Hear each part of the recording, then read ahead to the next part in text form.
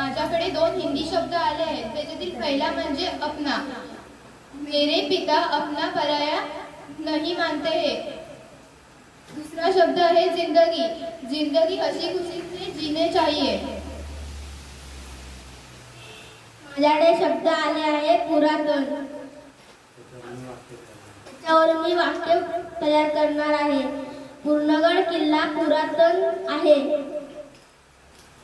माझ्याकडे चव हे अक्षर आले आहे. त्याच्यावरून मी चव हा शब्द तयार करून त्याच्यावर 5 वाक्य सांगणार आहे. आंब्याची चव गोड असते, चिंचाची चव आंबट असते, कारल्याची चव कडू असते.